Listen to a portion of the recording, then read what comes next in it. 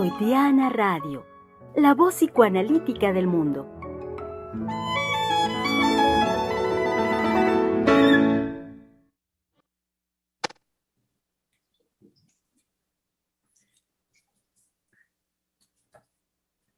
Primero de junio del año 2022 y estamos aquí dándoles una muy cálida bienvenida, público querido, a este su espacio de la conversación, Freudiana Radio, la voz psicoanalítica del mundo, desde donde pues estamos ya listos. Estamos también, como saben, que es propio incluso de este espacio, propio del Centro de Investigación, en una transformación permanente.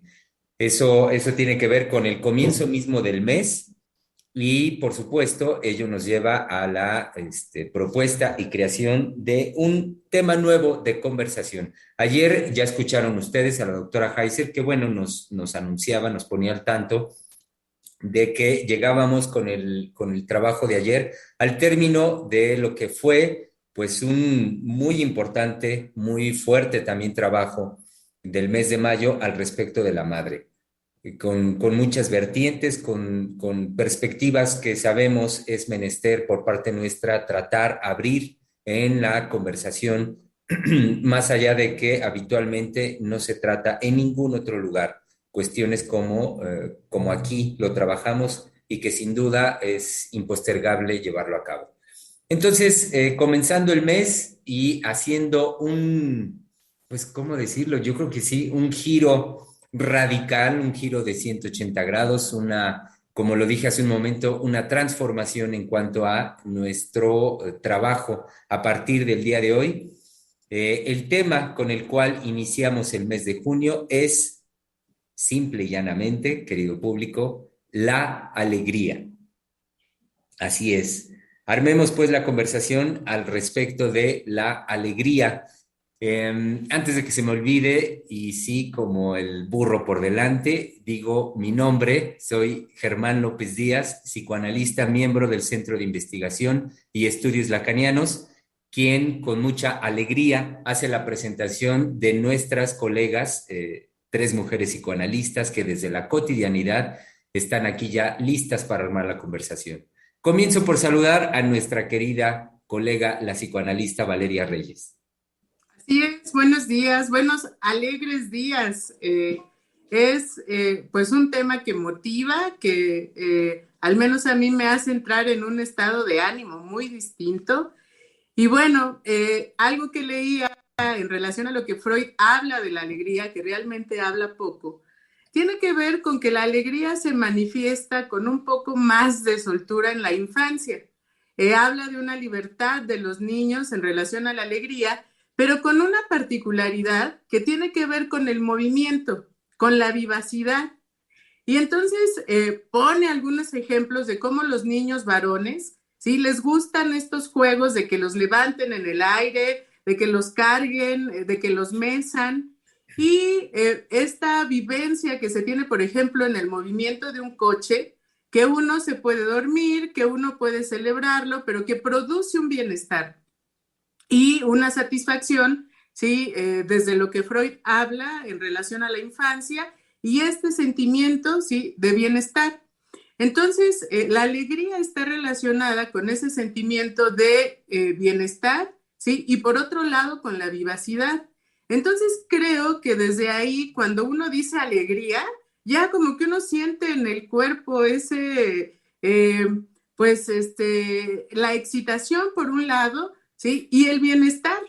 Entonces, no nada más por decirlo, sino que está asociado a una serie de huellas némicas que hemos hecho durante nuestra vida, ¿sí? Y justamente eso creo que es lo que revivimos cuando se trata de hablar de aquellas experiencias que nos hacen sentir una alegría. Entonces, también está esa posibilidad de a través de rememorar, podemos volver a vivir y volver a sentir experiencias que nos alegraron. Entonces, bueno, con eso iniciaría y pues seguimos la conversación después de las presentaciones. Así es, Vale. El movimiento y la vivacidad, muy lindo lo que nos transmites. Démosle la bienvenida Como buen miércoles, saben ustedes, querido público, que está aquí con nosotros nuestra querida colega que está hasta Francia y es la psicoanalista Adriana Lozano. Sí, con este tema, está mi micrófono Sí, así, sí, la perfecto. escuchamos muy bien. Con este tema tan intenso, porque es cierto que de manera cultural tenemos, yo creo que ciertas divisiones con respecto a gente que es alegre, gente que es gruñona, gente que es colérica, que bueno, acabo de distinguir lo gruñón de lo colérico con gente, etcétera, etcétera. La alegría, como vemos, podemos hacer mancuernitas, podemos hacer parejitas, ¿no? Como ahora Valeria acaba de hacer alegría y experiencia, o alegría y sensaciones, por ejemplo. Hay también otra mancuerna que es bastante encantadora, que es la alegría y el saber. Sí, también situada en la infancia por Freud. Y no solamente, también Freud nos habla de una alegría bastante particular, que es alegría cuando hay tontería, por ejemplo, cuando va a hablar del chiste y su relación con el inconsciente. Dice que muchas veces lo que causa alegría y lo que nos hace reír puede ser algo que no tenga sentido o algo que sea bobo, como a los niños les hace reír ciertas cosas. Entonces es bastante enigmático esto de la alegría. ¿Por qué algo bobo nos puede hacer reír? Alguna interrupción que se da por ahí que permite algo como un oxígeno, como mucha alegría, como que las cosas no son cuadradas, rígidas, pesadas, ¿no? Y por el otro lado, esto que decía de la alegría y el saber, también podemos irnos, bueno, a todas las edades, yo creo ahí, y es todo lo que tiene que ver con verificar algo que yo ya sabía, y que el simple hecho de verificarlo me da mucha alegría, constatar que tenía razón, por ejemplo. ¿Por qué saber? Pues porque hay una teoría que se hace, una teoría previa en donde me lleva de manera muy activa a investigar, a ir a ver debajo de las faldas de las niñas qué sucede y ver con regocijo que hay cosas que se comprueban o no se comprueban de lo que estoy pensando, o regocijarme de que me pueden, en la niñez también, hacer una proposición de un mundo muy cuadrado, muy rígido, y que yo puedo contestar por no creerlo, y que eso me da mucha alegría. Ese tipo de creaciones de la creatividad en donde yo tengo un saber, en donde ya se viene un saber que yo confirmo, que no confirmo, que pongo a prueba y que causa muchísima alegría. Entonces, bueno, por supuesto que Freud nos ha enseñado cosas con respecto a esto y yo hice esta mancuernita de alegría y saber, alegría e hipótesis, así es como yo lo titulé, en donde voy y verifico ciertas cosas de mi saber que me causan mucha alegría y que me ponen en una actividad de saber muy satisfactoria. Ujú. Muy bien, doctora Lozano. Bienvenida con alegría y el saber. Y público querido, démosle una alegre, por supuesto, y cálida bienvenida a nuestra querida directora del Centro de Investigación y Estudios Lacanianos, la doctora Silvia Heiser. Sí, que por cierto, hay que saber decir estoy, pero sí puedo decir algo con mucha tranquilidad y confianza. Mi estado permanente es un estado de alegría, ¿sí? Y no importa qué vicisitudes de la vida se me presenten, puedo entrar, digamos, a la tristeza, darle un espacio a la tristeza, pero nunca he perdido la alegría. Y es que también hay algo que en mi vida se cruzó con mucha fuerza.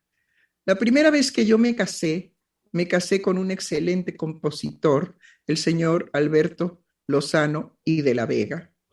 Y él tenía una canción, precisamente Canto a la Alegría. Y parte de su letra es: con la alegría de vivir en amor, vamos hoy por la vida. El universo nos habla de paz con sencilla armonía. Entonces, eso que fue, digamos, la canción que nos conectó a ese hombre y a mí, y que indudablemente él me contagió de la posibilidad de tener una alegría permanente y que la tristeza y que el dolor y que la pena y el sufrimiento pueden ser vivencias muy intensas, pero no en donde el sujeto se puede quedar o se debe quedar. En donde siempre hay que vivir es precisamente en la alegría de vivir en amor. Y que vayamos así por la vida, ¿por qué no?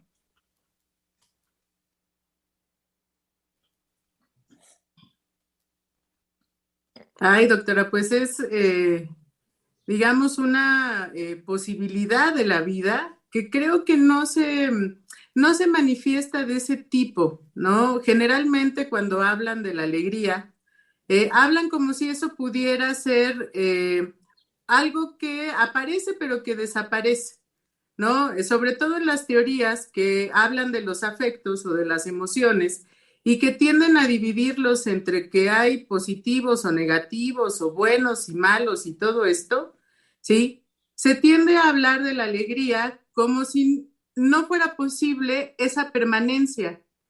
Entonces, esto que usted nos transmite de que es posible permanecer en la alegría, no quiere decir que todo el tiempo esté uno como estatua con una sonrisa ahí petrificada, sino quiere decir que puede haber sentimientos que nos invadan, como la tristeza, pero que es posible que uno pueda poner un límite a eso y volver a entrar en un estado de alegría, en algo, por ejemplo, que el sentido del humor nos permite, en donde uno puede reírse de su tristeza y hacer un chiste de lo que le está aconteciendo y eso permite salir.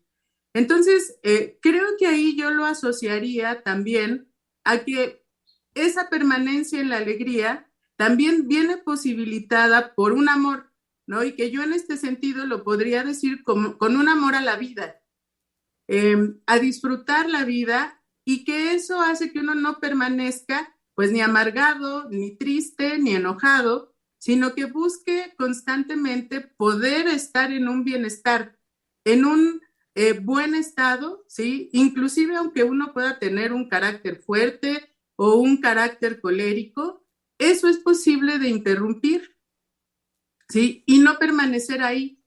Entonces, creo que esto que usted nos introduce habla de una dinámica distinta del afecto, en donde no se trata, por ejemplo, de no permitir que salga la violencia, sino que eso se puede expresar y después volver a un estado de alegría.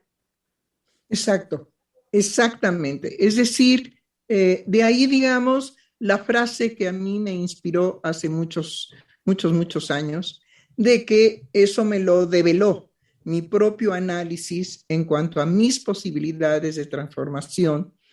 Y entonces concebí esta frase que yo quisiera que fuera de veras trascendente para todos mis radioescuchas, ¿sí? Y es que el ser humano es un ser creador y transformador de su circunstancia. Entonces, si el ser humano es un creador y transformador de su circunstancia, podrá siempre mantener ese ánimo de la alegría, es un ánimo de la alegría independientemente de que tenga periodos de tristeza, periodos, digamos, de sufrimiento, porque hay periodos, pero que no se quede en la experiencia, ni en el rencor, ni en el resentimiento de lo que puede llegar a ser pasajero. Porque hay una cosa que yo le decía a un paciente mío que es un creador, que es un artista, va a poner una exposición y entonces yo le dije, hay una cosa muy importante, ¿está usted fortalecido por la posibilidad del fracaso? Y me dijo, nunca lo había pensado, doctora. Digo, bueno, la fuerza de la creación no viene por el éxito, viene por el fracaso. Entonces, estas son las cosas que hay que develarle al público en general, porque el narcisismo impide que los sujetos sean capaces de asumir que cuando emprenden una misión de conquista del mundo, hay que contar con la fuerza del fracaso, la fuerza que da el fracaso. No hay que contar con la idea de fracaso, ¿eh? No me malentiendan, no es de, ay, sí, voy a poner una exposición y ya llevo la idea de fracaso, no es así. Es si uno internamente ha desarrollado la fuerza que da el fracaso, porque la fuerza que da el fracaso es lo que impulsa nuevamente a la creación y puede volver a haber otro fracaso y es una catapulta de fuerza increíble a volver a emprender aquello que nos mueve, aquello que nos dice, no importa cuántas ocasiones pueda yo fracasar. ¡Oh! Me moriré, digamos, en emprender y emprender y emprender y emprender en el fracaso. Hablo de esa fortaleza, hablo de esa posibilidad. Y entonces, cuando se usa como insulto, ¡ay, es que tú eres un fracasado! O tú eres una fracasada, ¿sí? A un ser que ha encontrado una fortaleza del fracaso, ¿sí? Pues eso definitivamente lo escucha como voces lejanas a su ser, muy lejanas a su ser. Habrá gente que nos diga, bueno, pero qué necia eres. ¿Por qué insistes en algo que ya has fracasado? Porque no puedo dejar de hacerlo. Porque tiene que ver conmigo, con mi pasión, con mi compromiso conmigo misma. Y tenemos grandes historias de hombres que nunca se dieron por vencidos, ni mujeres que se hayan dado por vencidas por una situación de fracaso.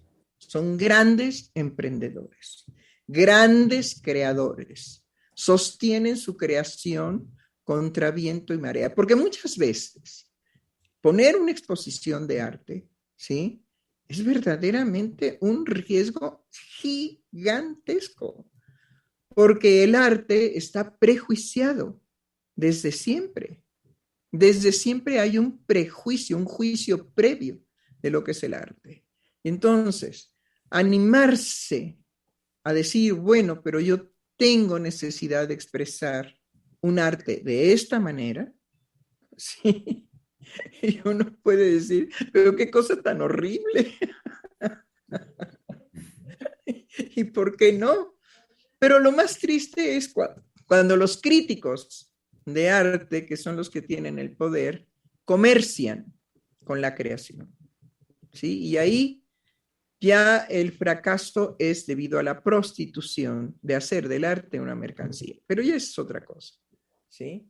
Sin embargo, lo que quiero subrayar es que si el ser humano es creador, porque no puede dejar de ser creador, eso es otra cosa que hay que decir muy fuerte. El ser humano está sentenciado a ser creador, porque es creador de su síntoma, porque es creador de su fracaso, porque es creador de la posibilidad amorosa, porque es creador de ser un malvado, porque es creador de ser un canalla, porque es creador de ser un mentiroso, de ser un falsario, de ser un hombre trascendente, de ser una mujer que se preocupe por los demás y esté dispuesta a dar su fortuna y su vida para un bienestar, ¿sí?, de otros. Que eso ya lo tuvimos nosotros a esta mujer de la revolución que empleó toda su fortuna, ¿sí?, para que la independencia se llevara, no la revolución, la independencia se llevara a cabo. Bueno, hay seres extraordinarios de ese orden. Y gracias a esos seres ordinarios, pero extraordinarios, ¿sí?, tenemos posibilidad del amor, de la alegría, del bienestar, del júbilo, del goce, no del gozo. Digo del gozo, no del goce, ¿sí? De todo eso es posible. Depende de nosotros sostenerlo como un estado emocional, como un estado psíquico. Por eso Freud decía, bueno, ¿en dónde vemos las primeras manifestaciones de la alegría? En los niños.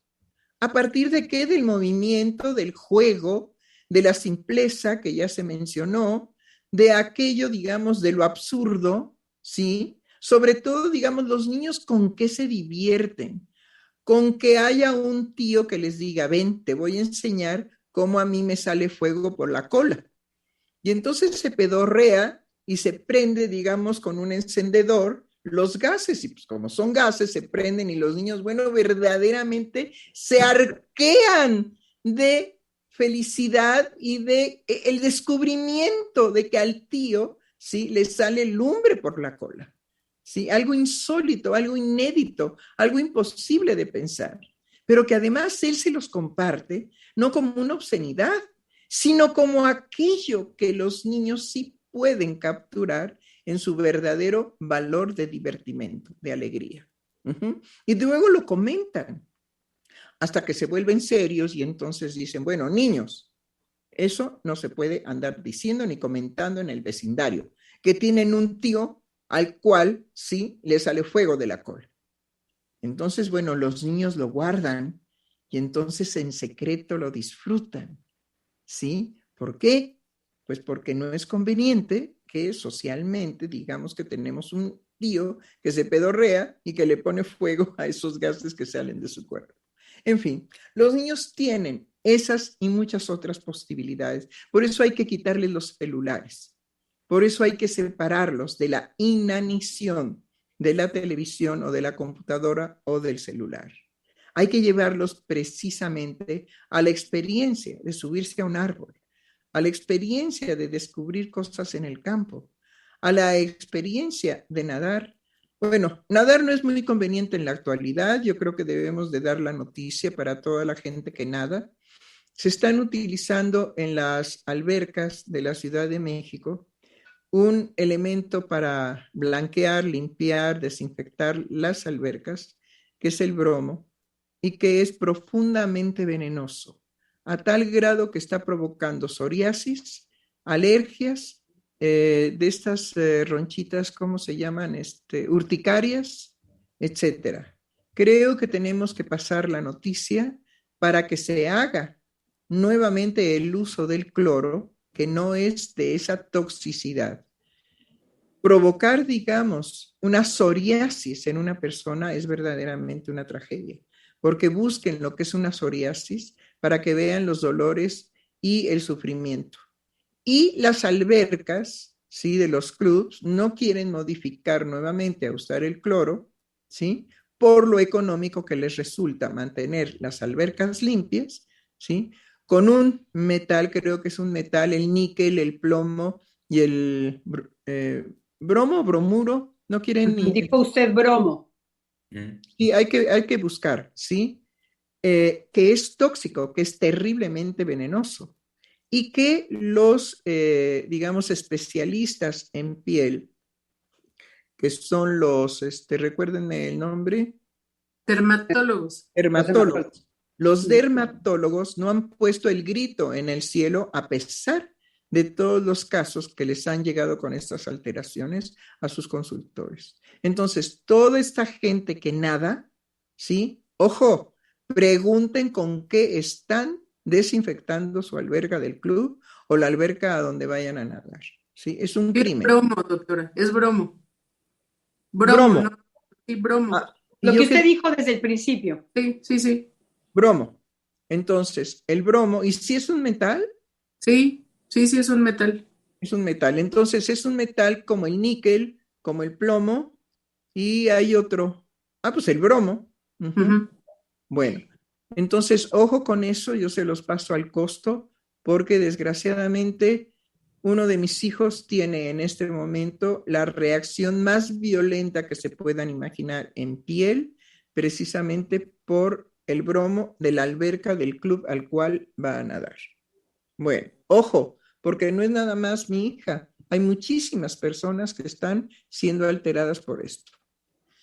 Bueno, pero volviendo, digamos, a la alegría. Entonces los niños tienen esa posibilidad de captar aquello que está fuera completamente de los valores que los van constituyendo y formando, y entonces pueden disfrutar muy grandemente del sentido del humor, pero también de que los padres se hagan un espacio para disfrutar con sus hijos, sobre todo a campo libre.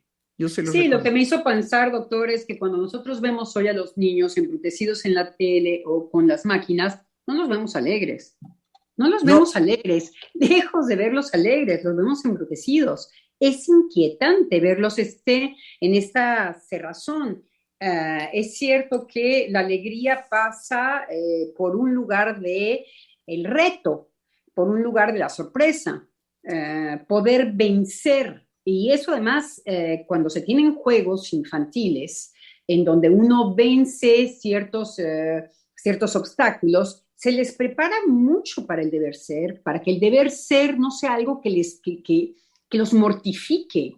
¿Por qué el deber ser? El deber ser es aquella barrera que va a encontrar el niño cuando se le exige salir de su juego, salir de esta alegría que él se está fabricando con sus amigos, solo, de la manera que está siendo llevada, para responder a un mundo que lo reclama. Vete a bañar, deja de estar gritando, no puedes chocar. Este deber ser organizador. Y es que el reto tiene una característica, es que puedo de manera muy tranquila intentarlo y no poder, y que lo que me lleva a volver a intentarlo es que me pica, hay algo encantador en vencer lo imposible. De ahí salen todo, de ahí sale la gran ciencia, de ahí sale la gran filosofía, de ahí sale los esfuerzos más extraordinarios. El esfuerzo, por ejemplo, que va a exigir ciertas disciplinas, y que si uno pudo tomarlo como un reto, es simplemente otro lugar que puede ser de alegría, aunque tenga contingencia, aunque tenga impedimentos. Entonces, curiosamente, estas características de la alegría nos preparan, si se ha vivido desde el reto, si se ha vivido desde del saber, desde todo lo que tiene que ver la curiosidad, las propias teorías que se comprueban, que no se comprueban, que hacen reír, los sinsentidos, y también la sorpresa, lo que decía del tío que nos sorprende. Hay el maravillamiento, el maravillarse frente al espectáculo de la vida, que pueden provocar muchísima alegría. Y es curioso porque haber experimentado este tipo de experiencias nos puede poner en una disposición en donde todo lo que viene a contrariarme, yo le puedo dar la vuelta y beneficiarme por otro tipo de alegría, que es el estar con el otro. Y se puede convertir en un reto, se puede convertir en algo que yo me apropio. Entonces vemos cómo aquello que nos provoca alegría, aquello que tiene que ver con vencer algo, con la curiosidad, me repito, porque creo que es importante, con el saber, nos prepara para cosas que son más difíciles, que es todo lo que va a contrariar mi propio brinco, mi propia carrera, pero que puedo hacer algo con eso, que puedo volver a transformar aquello que no es mío, aquello que me para, aquello que me detiene, aquello que me exige, en algo que puede ser benéfico para mí, Como cuando tener que trepar un árbol, me resbalo, vuelvo a subir, vuelvo a bajar, me resbalo, vuelvo a ver esta, me dio miedo, me paralizo del miedo, ¡ay, ayúdame! Todas esas experiencias de mucha alegría. Y cuando llego a la rama, estoy feliz porque he logrado mi propósito. Entonces, algo tan simple me hace pasar por situaciones en donde no nada más es mi voluntad, en donde yo tengo que insistir e insistir e insistir, porque tengo un límite que es el árbol propio. Entonces, me prepara para una exigencia del deber ser que puedo yo transformar en algo alegre, en algo que me beneficia. Y creo que ahora, con estas cerrazones, en donde no hay ni reto, ni sorpresa, ni libertad en muchas cosas de equivocarse, por ejemplo, hacen a los niños mucho más caprichosos. Entonces, imposible es, no puedo subir al árbol, y se vuelve algo como catastrófico. El niño no ha estado solo en esta situación en donde para él pueda crear una situación de reto, de sorpresa, de tontería, de grupo, de no grupo, ¿no? Sí, Germán. Doctora Lozano, me hizo pensar, me parece muy padre, muy fino lo que usted propone de la posibilidad de transformar el deber ser en una alegría. Y me hizo pensar eso de inmediato, algo que en la actualidad me parece casi lo opuesto, que es hacer de la alegría un deber ser. En muchos espacios y en muchos discursos se empuja, y particularmente también hacia los niños, a que deben ser o debe ser la alegría su cara, su respuesta. Estoy pensando en situaciones muy cotidianas como por ejemplo el ¿cómo estás? Bien. ¿Qué tal te va? Bien, todo bien. Vibrando alto, estoy muy feliz, muy contento y estoy al 100%. Ese tipo de expresiones donde a mí lo que me parece es que muy sutilmente en medios de comunicación, en ámbitos también educativos, hay un empuje a que la cara que tiene que mostrar el sujeto hoy en día frente a cualquier cosa es la de la alegría o la de estar bien. Como, y ahí es donde digo, me parece que sutilmente es como un deber ser, como que eso es lo que tiene que ser. Entonces, manifestaciones como hace rato la doctora Valeria nos transmitía, el hecho de cómo uno puede pues, pasar por tristezas, puede pasar por la violencia, nos decía la doctora Valeria, su violencia, manifestaciones de su violencia, de su ira, de su enojo. Pero vaya, lo que señalaba es cómo no quedarse en ese estado, sino la posibilidad de transformar retomando una alegría, no sin pasar por esos estados anímicos.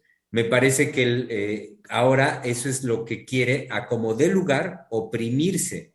Entonces, el deber ser es el de la alegría. Bueno, es como empujar a que tiene que ser esa la forma, tiene que ser ese el talante de los sujetos hoy en día.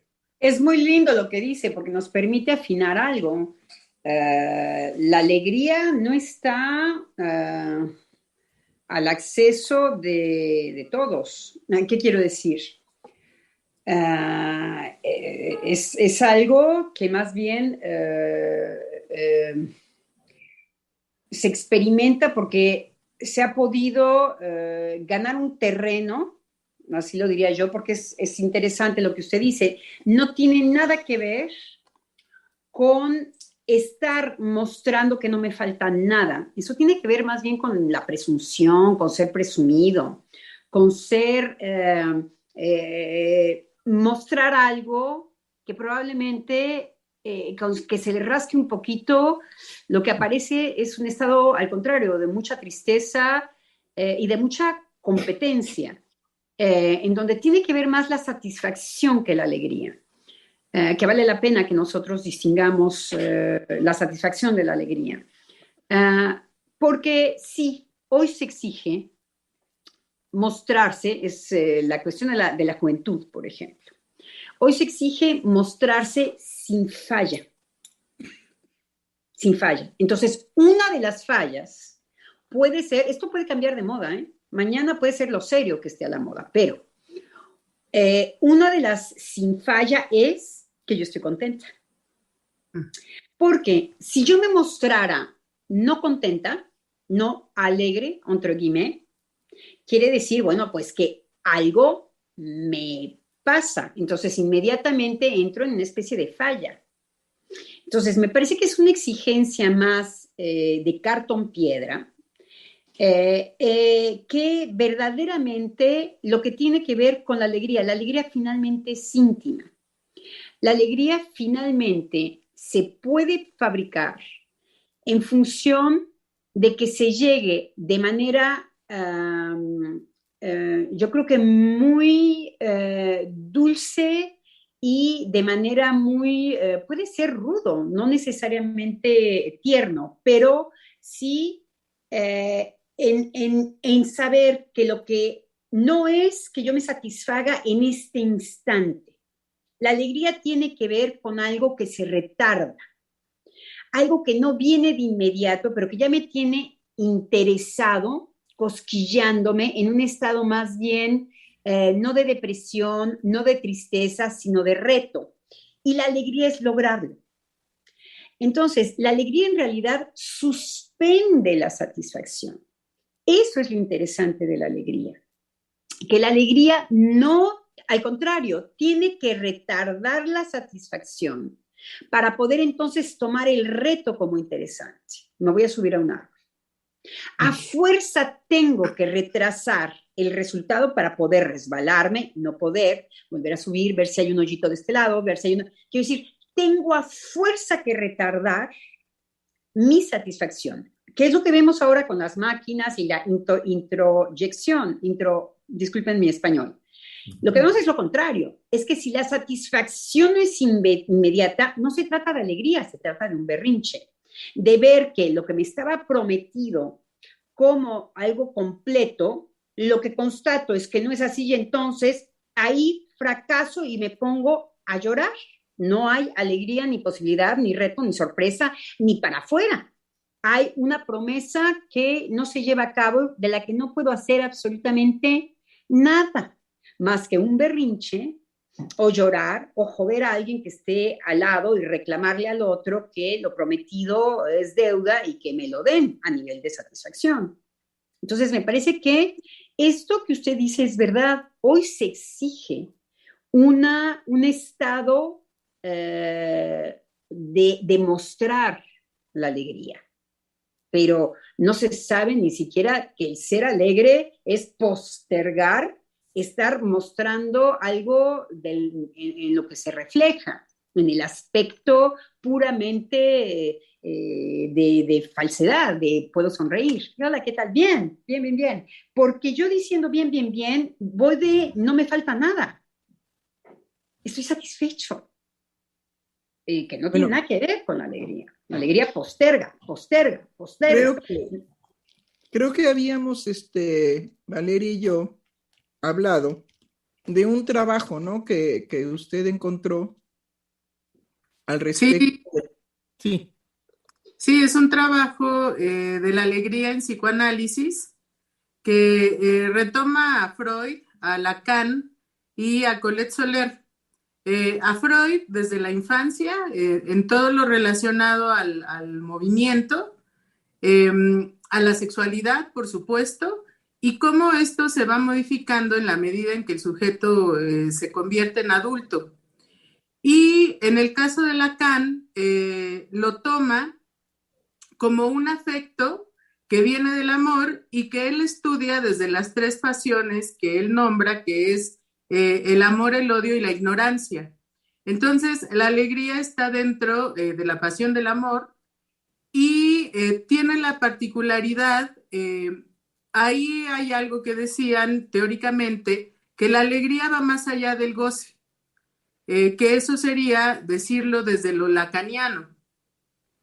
Entonces, creo que tiene que ver con esto que dice la doctora Lozano, de que la alegría posterga, que no se llega a esa satisfacción inmediata, sino que va postergando. Entonces, eso es algo que tocan en este trabajo de la alegría en el psicoanálisis y que principalmente la alegría no es un concepto psicoanalítico, sino que es un efecto de la vida de afectos realmente. Y creo, bueno, que lo retoman desde Freud, bueno, en esta cuestión de la sexualidad y la infancia, y en el caso de Colette Soler, creo que no retuve lo que ella aporta, pero retoma a Lacan en relación a las pasiones. Y hay algo que sí retoman de Colette Soler, que lo dice Lacan, que la alegría viene también por la posibilidad de tener un límite vía la ley. Entonces, que es importante que para poder tener esta alegría tiene que haber una introducción de la ley, y lo que ahí decía es que es el padre el que empieza a poner ese límite, ¿sí? En relación a esta posibilidad de hacer una introyección de la ley. Realmente es un trabajo muy cortito, porque lo que encontré fue el resumen de una tesis. Entonces la tesis no la encontré, pero encontré el abstract, que es esto, ¿sí? Y de esta manera es como entra la alegría dentro del psicoanálisis, aunque no sea un concepto psicoanalítico. Y que por el otro lado también lo leímos desde la filosofía, de otra manera en relación a, pero creo que lo estoy confundiendo porque revisamos dos cosas, la experiencia y la alegría. Entonces, hay puntos en los que creo que concuerda la experiencia y la alegría, pero bueno, desde la filosofía, la alegría viene a ser también un estado de los afectos que entra en oposición con otros, como la tristeza, creo que el dolor, y está asociada también a un estado de júbilo, que ahí lo que veíamos es que después de la alegría viene ese estado de júbilo que tiene más que ver con la pasión.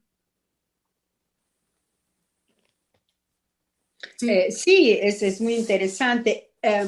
Hace un tiempo en el programa, me voy a citar a mí misma, desgraciadamente, es que yo había hablado de la felicidad que puede ser la interdicción de esta mujer no te pertenece, porque te abre al mundo, yo decía. Porque efectivamente, porque el padre para Lacan va a ser el ser amado por excelencia. Eso a mí me intrigaba mucho, y me sigue intrigando la fórmula que hace Lacan, pero sí me reflexioné o me quedé en esta reflexión de algo que parece tan contrariante, que me contraría tanto. Me abre el mundo. Esta mujer no te pertenece, renuncio a ella y tengo las mujeres de afuera, en el caso de la ley del incesto. El mundo se abre, yo decía en esa ocasión. Entonces uno puede despreocuparse gracias a la ley, curiosamente, de aquello que nos está exigiendo una satisfacción inmediata. Entonces, ahora que escucho lo que Valeria dice de Colette Soler, de Lacan, y digo, bueno, ahora me entiendo mejor de esto que yo intentaba decir con respecto a el beneficio que puede ser para mí la ley, porque este es un ejemplo, pero en el trabajo analítico con los niños hay este trabajo que aparece, este trabajo de el beneficio que el niño encuentra en un momento dado de la ley, de decir, si yo obedezco, entonces, y el niño, y es caso por caso. ¿Por qué? Porque no hay una regla, no hay una recomendación que nosotros podamos ver. Lo que sí confirmamos en el trabajo analítico con niños es que esta dinámica de la ley, el niño se pone alegre.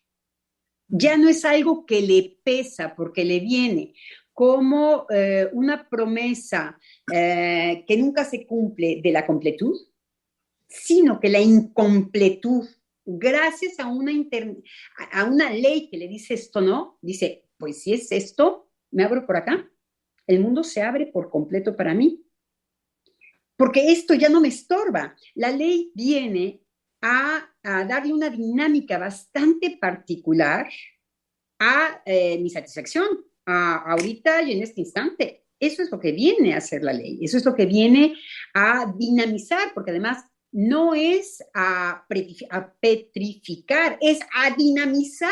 Eso es lo que es curioso entender en esto. Porque uno recibe siempre una interdicción como algo, pues, tiene un aspecto negativo.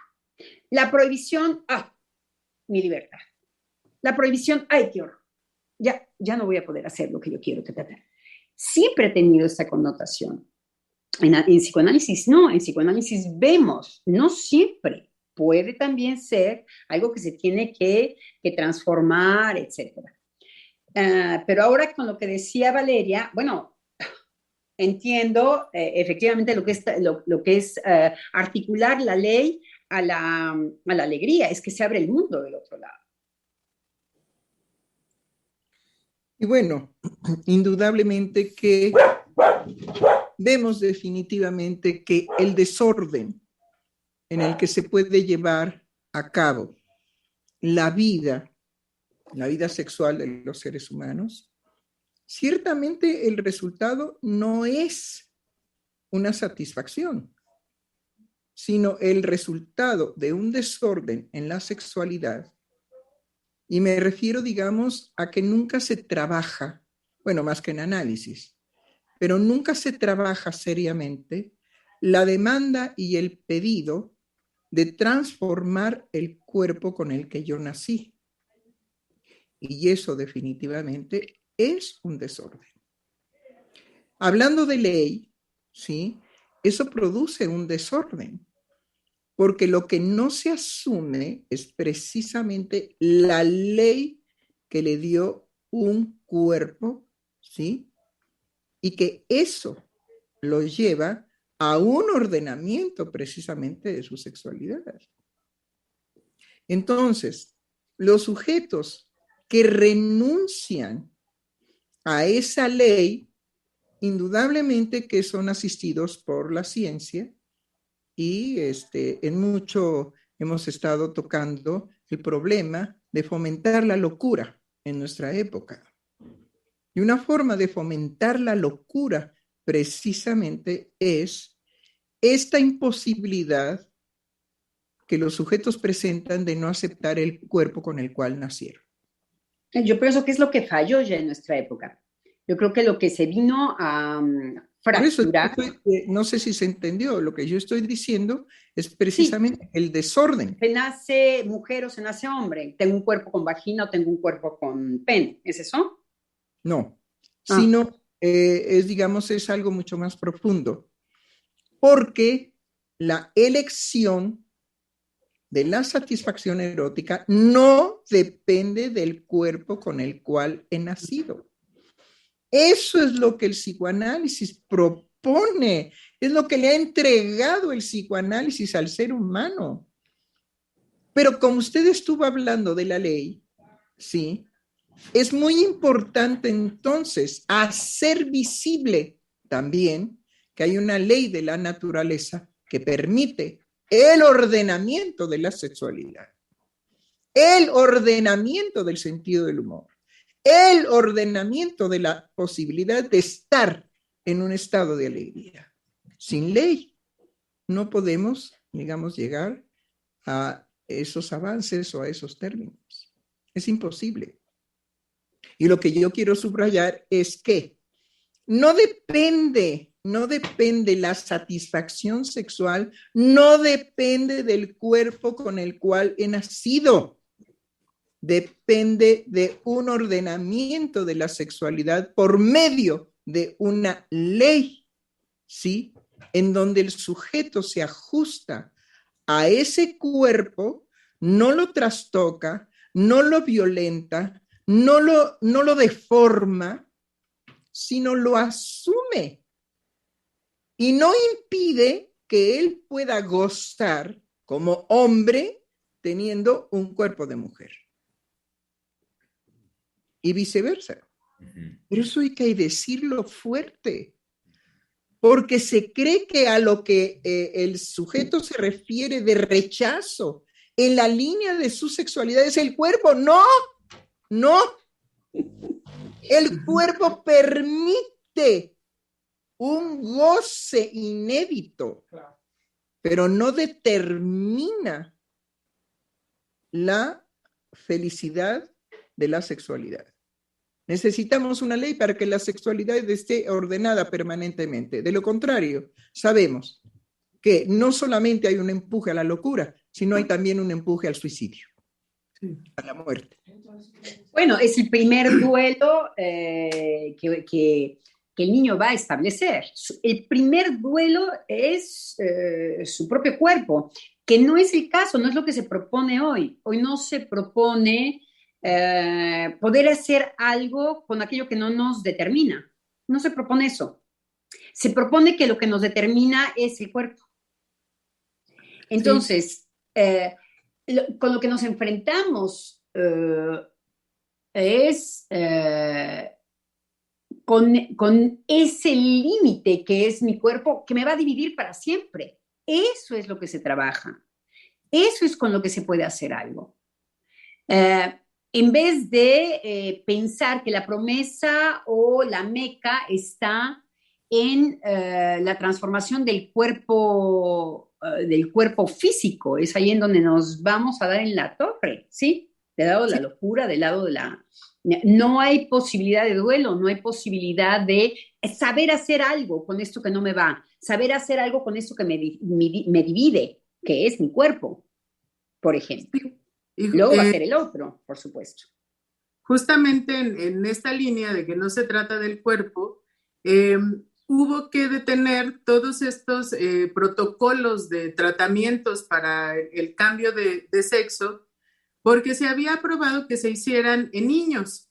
Entonces, con esos tratamientos y las consecuencias que ya ha habido en esta época, se dieron cuenta que alterar el organismo de un niño tiene consecuencias garrafales que sería principalmente el daño iatrogénico, que es el daño de todos los órganos vitales, y que había que detenerlo y postergarlo después de los 16 años para que el mismo organismo que tiene un orden en relación a lo que la doctora decía, de que la naturaleza impone un orden, que no se puede introducir un tratamiento hormonal en un organismo de un niño porque se va a alterar y va a hacer un empuje, digamos, a que el organismo mismo colapse. Entonces, hubo toda una serie de manifestaciones porque era un protocolo holandés que se aplicaba en Suiza. En Suiza era el único país en donde este protocolo se aplicaba, entonces lo tuvieron que detener y postergarlo después de los 16 años para poder saber si en esa edad había o no un daño posterior de acuerdo a todos los tratamientos hormonales que implementan. Entonces, en relación a eso y a la asistencia de la ciencia que quiere llevar a cabo estos deseos de los seres humanos de transformarse, ¿sí? Hay un límite que la misma naturaleza impone, ¿sí? En el ordenamiento del desarrollo del organismo, ¿sí? Entonces creo que esto también había que tomarlo en cuenta porque las respuestas de la ciencia definitivamente no toman en cuenta lo psíquico y entonces hay que ver las consecuencias en los organismos, bueno, que el desenlace es la muerte, no solamente por el lado del suicidio, por las depresiones que puede provocar, sino también en relación al colapso del organismo. Bueno, sí, ahí la ley precisamente de la naturaleza. Entonces, qué necedad, qué absurdez de modificar una ley que simplemente hay que saber integrar.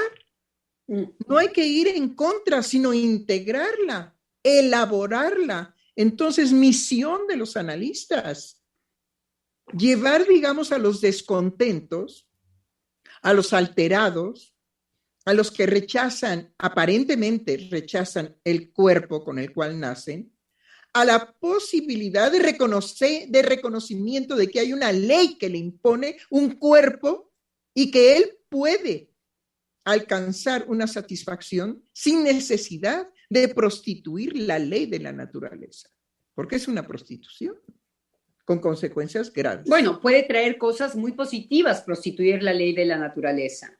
Es una discusión filosófica en la que nos vamos a meter. Pero definitivamente yo creo que en prostituir la naturaleza, ¿sí? ¿Por qué insisto? Precisamente para que no nos metamos en una discusión, ¿sí? Que nos llevaría a ninguna consecuencia. Es mejor fijar ciertas cosas para que no haya desorden. Es que toda la medicina es no respetar la biología, porque en realidad la biología es, pues si su organismo viene fallando, pues ya una crucecita, déjese morir. No medicamento y no intervención. La medicina nos ha permitido vivir más tiempo porque no nos hemos resignado a lo biológico. Yo creo que el duelo circula por otro lado. Circula bueno, por la... Sí. Voy a meter otro problema.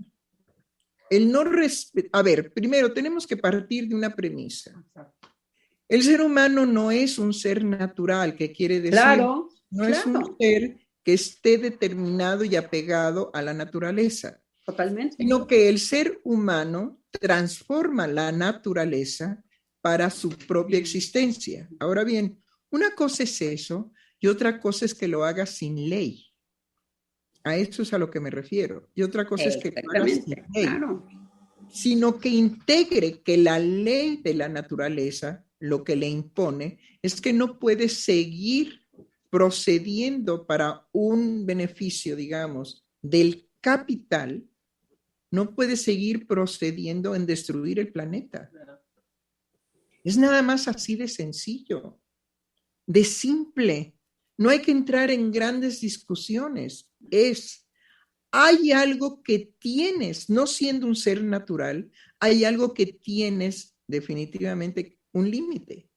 No destruyas a la naturaleza porque te las va a cobrar. ¿Sí? Dado que la ciencia no tiene la posibilidad de proceder anticipadamente a los cambios que la naturaleza por ella misma puede llevar a cabo. Era esto que decían ustedes de aplicarles, digamos, hormonas a los niños antes de todo su desarrollo hormonal, pues lo que va a provocar es que el organismo reaccione de una forma violenta, pero desordenada. Un desorden que ya no es posible revertir y que ya no es posible controlar, pero que las leyes de la naturaleza de ese organismo se expresaron. A eso me refería. Sí, integrar que hay que elaborar algo desde el lado del no todopoderoso, desde el lado no de la locura, de la fantasía sabiendo que el ser humano se puede destruir, sabiendo que una de las satisfacciones es poco importa, lo bailado nadie lo quita. Entonces, me parece que lo que provoca alegría es integrar esa ley particular que me permite la elaboración de lo que me resiste.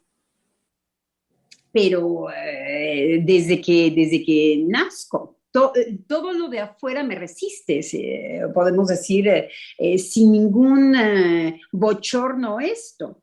Y que lo que ahora se nos propone es, no te resiste nada, no tienes por qué hacer ningún tipo de elaboración, vamos a vernoslas, a ver de qué manera te puedo comprobar que puedes estar completo. Ahí en donde no hay ley. Ahí en donde no se integra una elaboración de lo que me resiste y qué voy a hacer, porque en realidad es qué vas a hacer con lo que te resiste, de qué eres capaz, y en la alegría hay retos que hacer algo con lo que me resiste me hace creador. me hace ir a un poder, por ejemplo, renunciar a ciertas cosas. La renuncia me puede poner en un estado de alegría. Claro. Es que es genial lo que dice en relación a que teniendo una ley establecida, por ejemplo, una prohibición, eso no cierra, sino que abre. Es decir, el que pongan una prohibición en donde diga esto no, ¿sí? Abre la posibilidad de que yo pueda crear algo a partir de eso y colocarme en una situación de vacío para poderlo crear. Y creo que esa es la dificultad, el tener que tocar ese vacío para que, como usted dice, se abra un universo, ¿no? Un universo de posibilidades, a excepción de aquella que está prohibida. Entonces, creo que también tiene que ver con poder hacer de ese vacío una posibilidad de alegría, ¿no? Que es lo que la doctora Lozano nos está diciendo en relación a no padecerlo, sino de saber que a partir de ese vacío yo puedo crear y crear un infinito de posibilidades, ¿no? Entonces, no se cierra, ¿sí? Bueno, Sí, hay algo que quisiera yo poner en juego. Hay expresiones, por ejemplo, que desordenan brutalmente el pensamiento de la vida cotidiana de los seres humanos. Prohibido prohibir. A mí me gustaría que pudiéramos dialogar, ¿sí?, al respecto de estas expresiones. Prohibido prohibir.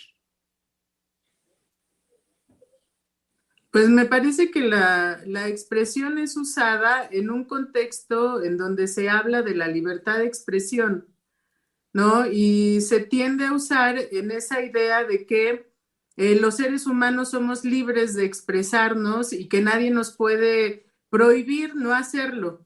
Sin embargo, yo pondría en duda esa libertad porque desde el psicoanálisis y los pensamientos inconscientes no puede haber una libertad completa. Es decir, siempre hay algo que es imposible de decir. Entonces, en un contexto social se inscribe en la libertad de expresión, pero creo que dentro del saber psicoanalítico y aquello que los seres humanos podemos expresar, ¿sí? No se puede expresarlo todo. Sí, Germán. Y doctora, también pensé en que esta expresión que usted nos pone para la discusión, la contextualizo en el empuje muy fuerte desde mediados del siglo XX para acá del capital, del capitalismo y del mercado. Estas expresiones como el prohibido prohibir o el vivir la vida sin consecuencias son, a mí me parece que son muy emblemáticas de este empuje mercadológico de las empresas de grandes capitales para llevar a que la gente, llevarlos a su interés, que la gente sea sin ningún miramiento consumidora sin límites. Y el hecho es que es llevar al sujeto en el fondo a una degradación porque se le propone que la vida sin límites es la vida feliz. Contrario justo a lo que ahorita han venido desarrollando, tanto usted, también la doctora Lozano, es decir, de la felicidad en el límite y a partir del límite que establece la ley, el empuje del mercado y del capital es vender a través de estas expresiones la idea en los seres humanos de que la felicidad está en vivir sin límites. Bueno, eso por un lado, pero bueno, me falta el comentario de la doctora Lozano. No, lo que pasa es que con la prohibición se me ocurren muchas otras frases. No, prohibido prohibir. Por eso, pero sí, como que falta contexto. La prohibición, ¿no? Esta cuestión de la prohibición. Pues es que es la imposibilidad de gobernar, diría yo. Para no caer en un absolutismo con un tirano que prohíba las cosas, ¿no? ¿Dónde está el límite de esto? Esto mismo, ¿cuál es la ley de esto, no? De prohibido prohibir prohibámoslo todo. También podría ser En fin, me parece que es el lado de lo imposible de gobernar, porque si no se ha integrado algo a nivel individual, pues mejor las prohibiciones, definitivamente. Pero cuando se integra del lado de lo individual, la prohibición no puede venir de afuera. Eso es lo que yo puedo decir por el momento. Bueno, Entonces, a mí me parece que estas frases, independientemente de que sea un empuje al consumismo o un empuje a la búsqueda de la felicidad, porque no hay límites de ninguna especie, para mí, es precisamente lo que provoca la violencia que nosotros vivimos en la actualidad. Es decir, estábamos comentando que en la Guerra Fría la paradoja había sido que el terror había logrado una experiencia de paz. ¿Por qué? Porque todos tenían bombas atómicas. Y entonces era irónico pensar, digamos, en una guerra, porque la destrucción iba a ser la desaparición de la especie. Y nadie iba a quedar, digamos, dueño de, sino también sería arrasado. Entonces, el terror de que todos los países poderosos podían tener bombas atómicas, paradójicamente ese terror mantuvo toda una experiencia de paz que se llamó la Guerra Fría. Pero se concibió que la desaparición del comunismo con el derrumbamiento del muro de Berlín traería la verdadera paz y la verdadera felicidad.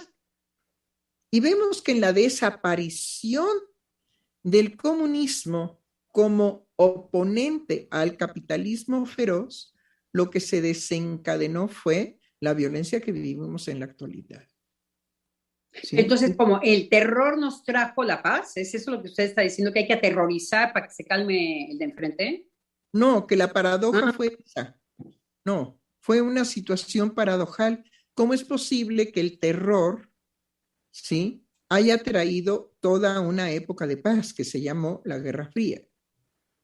Entonces, cuando se derrumba el muro de Berlín, es decir, el acabamiento del sistema comunista, se piensa que el capitalismo va a ofrecer años y años y años de paz, porque se suponía que lo que estaba, digamos, en pugna eran dos sistemas diferentes, el capitalismo y el comunismo.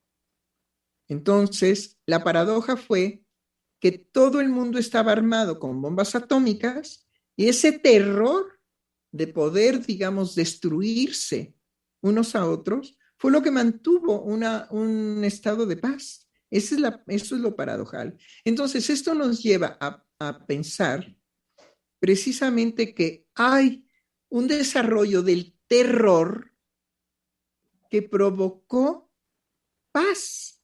Pero ahora el terror que viene, digamos, del Estado no produce una paz, sino produce un empuje a la violencia. Lo que pasa es que yo creo que en la Guerra Fría nunca hubo paz. África los estaban desangrando. Quiero decir, tendríamos que ver a qué le llamamos, no paró la violencia del ser humano. No me estoy refiriendo a eso. Asesinaron. Pero no me estoy refiriendo a eso, sino a la paradoja. Es decir, se produjo un estado de terror porque todos poseían bombas atómicas, todos los países poderosos, porque para los otros países estaba prohibido producirla. A eso me refiero. Me refiero a la propuesta de que cuando se armaron los países poderosos con bombas atómicas, eso produjo un terror que hizo que hubiera paz. Es decir, ya no había guerra. Pero más bien como que contuvo algo que en cuanto se destapó, nada más lo que estaba de siempre. Pero era, digamos, lo que se destapó era la pugna entre dos sistemas completamente adversos. El capitalismo. Sí, eso sí lo escucho muy bien, la hipocresía de lo que se decía, de lo que se prometía. Déjenme Ah, terminar, pero es ¿sí? como un placebo o es No, como no, pero un... déjenme terminar, por si no, no completo la idea. Bueno, la paradoja es esa. Entonces, esto nos debe de llevar a pensar, ¿sí? Que frases como prohibido, prohibir, ¿sí? Son perfectamente bien pensadas para confundir aquello que tiene que mantenerse como una prohibición. ¿Me explico? Y entonces, eso, ok, claro. cuando se desaparece el que haya una prohibición, el desorden, y principalmente el desorden se va a manifestar en la violencia. ¿Por qué? Yo Con estoy esto, totalmente de acuerdo. Ujú. ¿con qué? ¿Por qué? ¿Con qué voy a concluir? Porque la constitución psíquica, el otro, me representa los niveles más elevados de violencia. Lo que es difícil, muy difícil, no imposible, pero muy difícil, es amar al otro. Lo natural, lo propio de lo psíquico es que el otro me represente una rivalidad de muerte. Entonces, cuando ya no hay una prohibición, lo que se va a desencadenar precisamente es esa voluntad de ir a destruir al otro porque el otro es mi rival. Bueno, con eso concluyo. Ok, sí, a mí lo que me molestaba era el desarrollo. Cuando usted dice, yo estoy de acuerdo con usted, eh, cuando aquello que nos organiza se viene, no es gratuito, ¿no?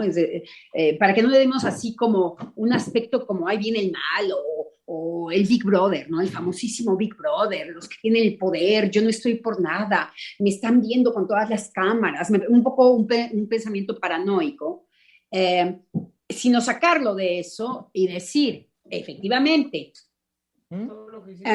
hay un pujar de nosotros mismos. Es que ahí es en donde está, es imposible gobernar.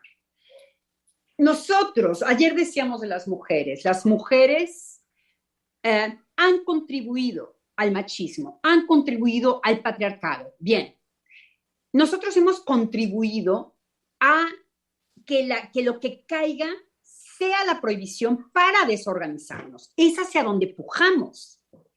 Entonces, ahí estoy yo de acuerdo con usted, que hay un pujar enloquecido, sobre todo en nuestra época. Vemos cómo fuimos caminando hacia lo que decía Lacan de el neurótico se muere de ganas de ser un perverso, de hacer bajar la ley para poder violar, coger, acceder, ahora sí que cómo va, darse esa satisfacción gozosa.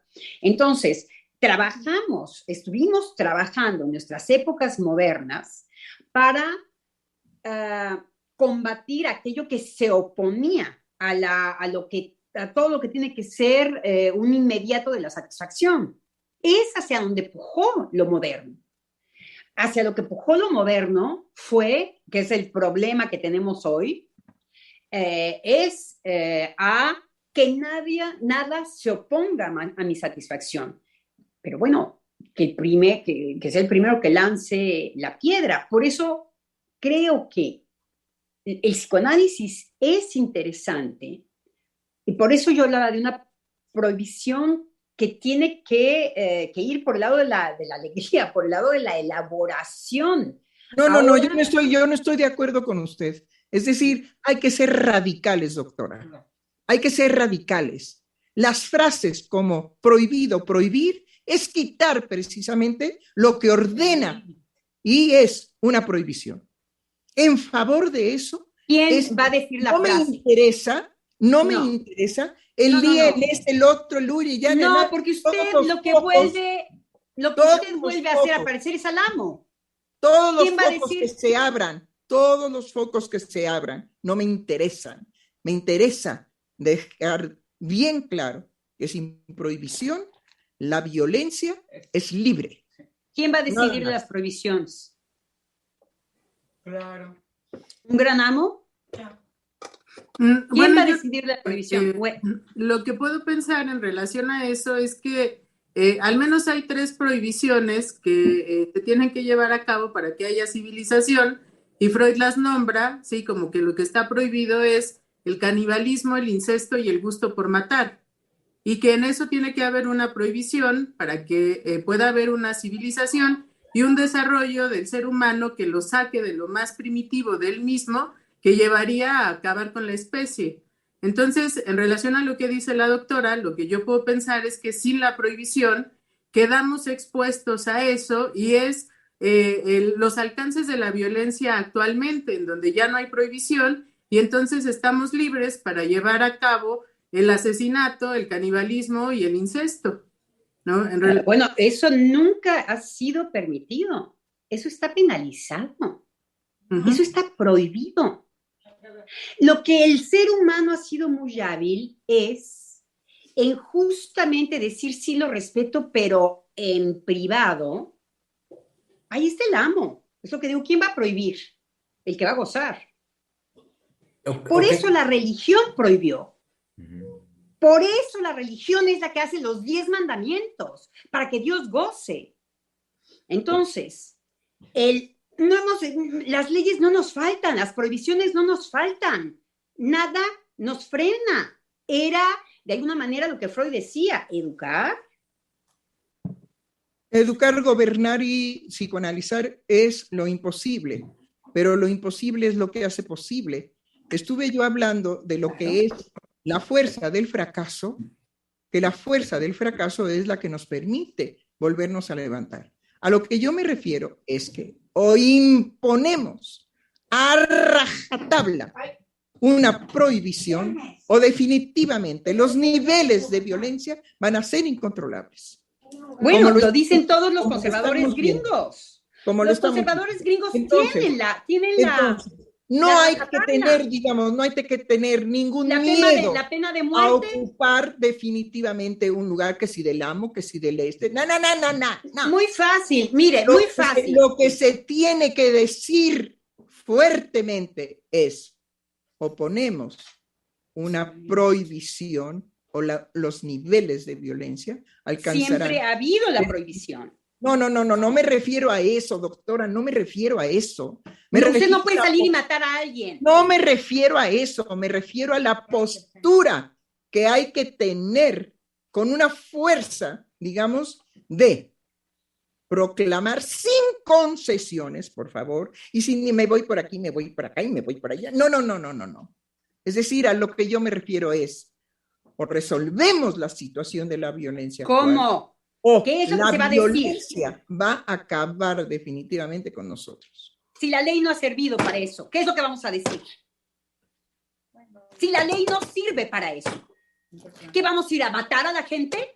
No, es que usted ¿A colgar a todos la pena de muerte? ¿Qué es? Usted se va por otras ideas muy suyas. Yo no me refiero a eso. Usted puede hablar libremente, puede hablar libremente de todo eso, pero usted confunde lo que yo pretendo. ¿Sí? Sí, no lo entiendo. Lo confunde completamente. Porque si hay algo que existe es la ley, es a lo que siempre se ha No, la ley no existe. La ley se constituye, que no es lo mismo. No existe. Exactamente. Nosotros nos integramos. No. Tiene que ver con lo íntimo. Es la única manera de constituir algo. Precisamente a lo que yo me refiero es que ya basta de tanto guiri, guaraguara y güere. Hay que buscar que haya una prohibición que vuelva a ordenar precisamente lo que día a día se desordena precisamente por este tipo de discursos. Como por ejemplo... Prohibido prohibir. Bueno, eso es otra cosa, ahí estamos de acuerdo. Lo que desorganiza muy rápidamente suena, claro, ahí es en donde estamos de acuerdo. Hay ciertas cosas en los discursos que a lo que pujan es justamente a desorganizar algo que cuesta muchísimo trabajo organizar. Con eso no tengo yo ningún problema. El discurso de la ciencia, el discurso del amo, por supuesto. Necesitamos una fuerza en los seres humanos verdaderamente de asunción de la felicidad de tener una prohibición a la mano. Claro. Claro, totalmente de acuerdo. Ahora, esto es lo que volvamos al punto y al tema de la alegría. La alegría en los seres humanos es posible, sí y solo sí, haya precisamente, eso lo decía Valeria en función de Lacan. Es decir, la alegría depende del reconocimiento, pero del reconocimiento internalizado, para mí, de una prohibición. Y ahora, podemos, digamos, ampliar el discurso, que es a lo que usted se refiere, ¿no? La ampliación del discurso. Bueno, podemos ampliar, pero no sin decir, empezamos a predicar que necesitamos una prohibición y necesitamos una prohibición precisamente para empezar a disfrutar de la vida, para ser sujetos que no nos amarguemos, que no nos quedemos precisamente en la experiencia de la desazón que produce, por ejemplo, un estado de tristeza y de depresión profunda. Y que los fármacos psiquiátricos ayudan, pero no resuelven. ¿Sí? Que entonces, día a decirlo me parece un pregón, me parece como la religión. Hay que decir que se necesita una prohibición, ok, eso se va a caer al agua. No. Si la gente no lo interioriza, si no es una cosa privada. Primero hay que decirlo, querida doctora, primero hay que decirlo. La sugestión nunca ha organizado al mundo. A los niños, hay que decírselo a todo el mundo, hay que decirlo, ¿sí? Hay que pronunciarlo, hay que hablar de ello, hay que estar en ello permanentemente. Se puede hacer una invitación, pero no se puede pregonar como una sugestión, a ver si en una de esas alguien me escucha y entonces se prohíbe las cosas y cae aquí de rodillas. ¿Y qué es lo que es el psicoanálisis? ¿Cuál es la experiencia de nosotros que nos hemos No, pero eso es como usted interpreta lo que yo digo, es su animosidad que le provoca, digamos, lo que yo digo. Está muy bien, pero eso es una animosidad. ¿Sí? ¿Qué es lo que iba a decir, Germán? Doctora, en relación a lo que ahorita comentaba la doctora Lozano, cuando dice es un pregón, justamente yo lo que quería decir, así es, me parece que sí, y me río un poco. No, pero ella se refiere, digamos, a que un pregón sería automáticamente una forma descalificada porque tendría que ver con los pregones de la iglesia. Y hay un miedo. Con la sugestión, no digan lo que quiero decir. No diga usted lo que yo quiero decir, yo puedo decirlo sola. Estoy hablando de la sugestión. Hay un miedo a tocar manifestaciones que tengan que ver, digamos, con la constitución de una iglesia. Sin embargo, podemos citar el libro de este autor, ahorita no lo tengo presente, pero el libro de este psicoanalista, autor de un libro candente, en donde definitivamente el temor al pregón y a la iglesia está verdaderamente internalizado en todo el movimiento psicoanalítico. Dentro del movimiento psicoanalítico hay grupos eclesiásticos, es decir, nos promovemos a partir de una concepción eclesiástica. Nos promovemos a partir de santificar la palabra de Freud y de glorificar la palabra de Lacan. Entonces, a lo que yo me refiero es que eso tiene que darse, es propio de la especie. Mi cita es Marx, ni siquiera. ¿Qué le parece, pero, doctora? Sin embargo, en donde definitivamente tenemos que llegar a una posición radical es en aquello que le permite al ser humano, ¿sí?, pegarle un grito a una criatura cuando está a punto de irse al abismo y decir ¡no! A eso me refiero. Entonces, pues la forma en que la doctora Lozano me escucha es válida.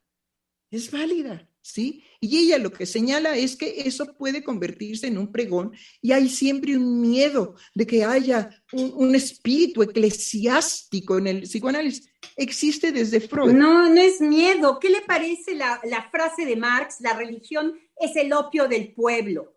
También podíamos ponerlo como prohibido prohibir.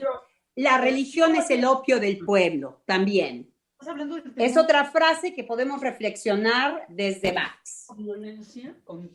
Bueno, si usted me invita a discutir de que la religión es el opio del pueblo, habrá que hablar de que precisamente toda la historia del opio en la China oriental, ¿sí?, fue aquello que tuvo que destituir Mao para poder crear una nación y para poder gobernar.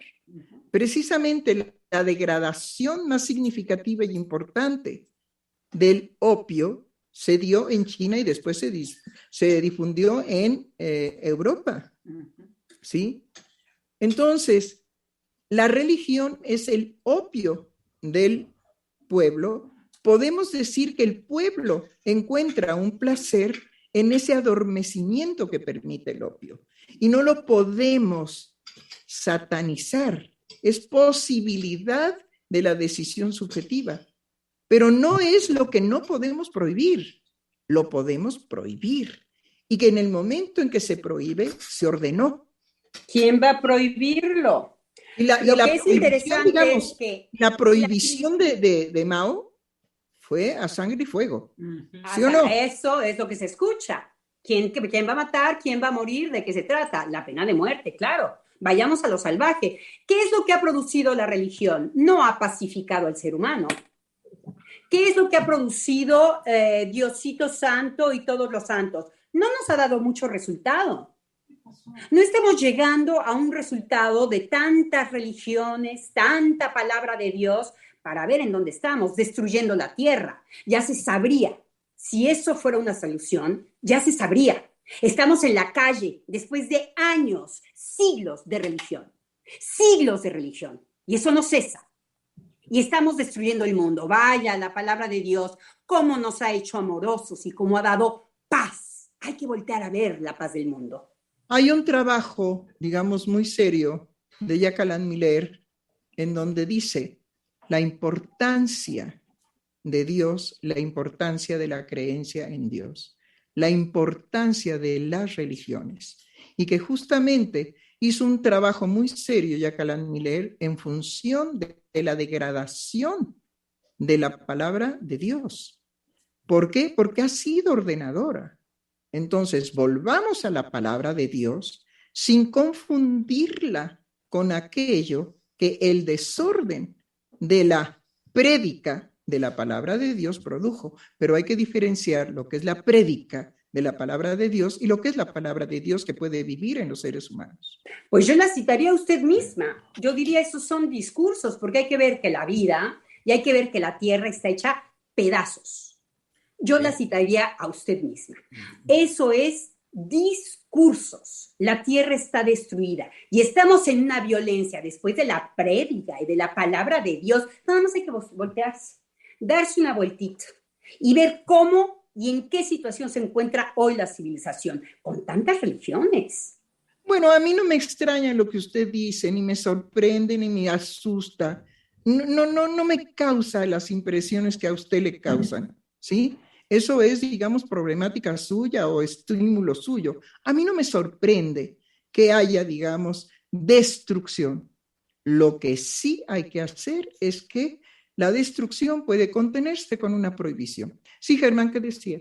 Doctora, no hable de mí, doctora, porque cuando yo hablo de usted, usted se defiende con patitas hacia arriba y no diga qué es lo que yo quiero decir. Usted no sabe de dónde hablo. Yo diría que usted es un poco hábil en su respuesta. ¿Ok? Si no es posible la habilidad que yo tengo, entonces definitivamente sería usted mal escuchada. Yo le escucho bien. Lo que pasa es que no creo que me escuche bien, doctora. ¿Quién lo decide, usted?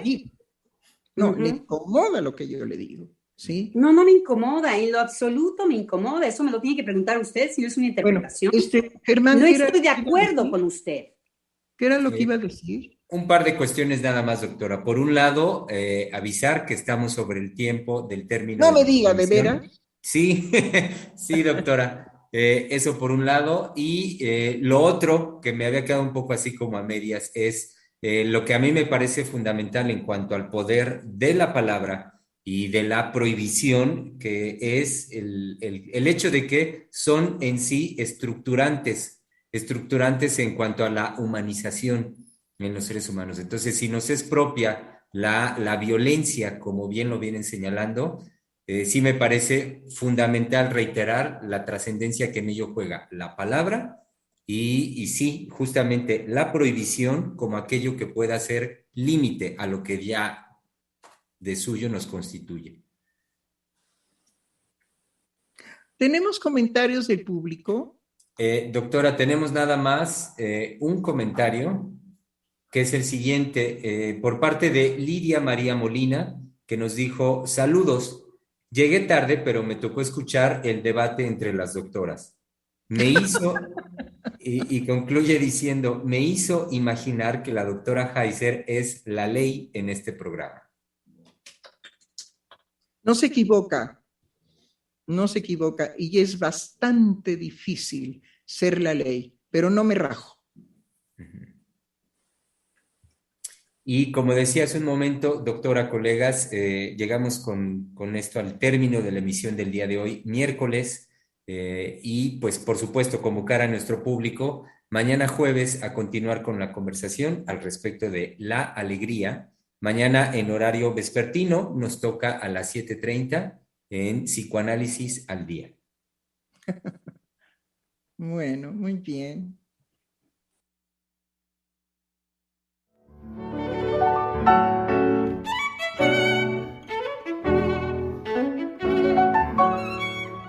Freudiana Radio, la voz psicoanalítica del mundo.